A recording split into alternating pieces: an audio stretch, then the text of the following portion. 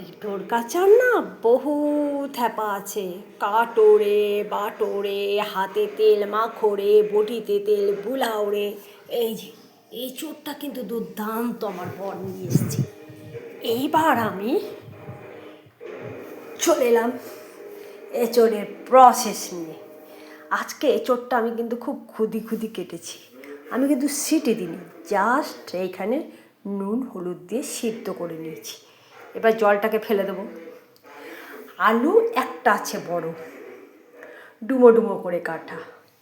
আজকে হবে নিরামিষ এঁচোড়, চিংড়িবিহীন। সব ঝটাপট লিখে ফেলো রেসিপিটা।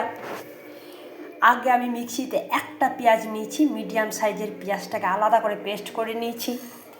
তারপর নিয়েছি এখানে আদা, মোটা মোটা রসুন কয়েক কোয়া, কাঁচা লঙ্কা। আমার কিন্তু কাঁচা লঙ্কা দিয়েই রান্নাটা হয়, নো শুকনো লঙ্কা, নো কোনো শুকনো পাউডার লঙ্কা গুঁড়ো আর কি যেটা বলি।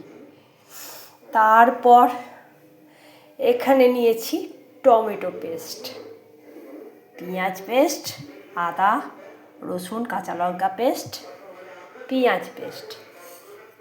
এইভাবে আমি আজকে দেখে নাও তিনটে মশলা কীরকম লাগছে না? দুর্দান্ত লাগছে। এঁচোড় হবে এঁচোড় কষা, এটাই আজকে রান্না করবো আমি, এঁচোড় কষা। 3 রকম মশলাটা তোমরা দেখে নাও আমি কিভাবে পিষেছি, আপনারা দেখে নিন আমি কিভাবে পিষেছি। এটা আমি আমার মতো পেঁয়াজ বাটা, আদা রসুন কাঁচা লঙ্কা বাটা, টমেটো বাটা, রেডি টু এবার এঁচোড়ের কষা, বাট এঁচোড় কষা।